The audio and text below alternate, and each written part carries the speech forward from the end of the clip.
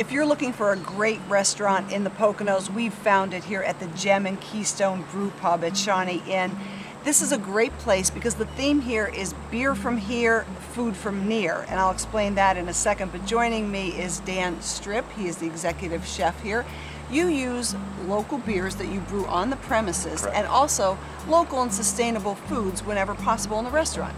Correct. Yeah, what do we have today? Well, today we made a sirloin steak, grilled it on our wood fire grill, and finished it off with caramelized onions, which use our own Shawnee Craft stock ale.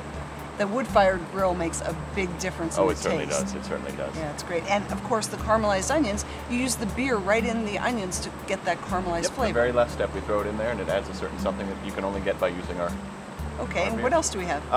This is our soon-to-be famous pulled pork sandwich. Gets rave reviews every time we break it out. It's a slow beer braised pork shoulder, and then we finish it off with our barbecue sauce we make in-house from scratch. And I love the caprese salad that we had. That was made entirely with our own heirloom tomatoes, which are from the great Shawnee farm, and some basil that we grow right out front. And I watched you cut that basil, yeah. And for dessert, tell me about this beautiful dessert. That's the Berry Napoleon. It's stacked layers of sweetened puff pastry with fresh berries and whipped cream. So true to nature, true to the craft, that's your slogan here too. All right, thank you very much, Dan. Right now we're going to take a look at some of the brews that are made here on the premises, and also we're going to take a look at some of the sustainable and local foods. So this is our Shawnee Craft Stock Ale. It's a very refreshing, highly drinkable ale with a very pronounced hop character. This is the beer that was used to caramelize the onions in the dish we just had. Definitely, that was the beer we used to caramelize the onions, and we also use it in several other dishes here at the Gem.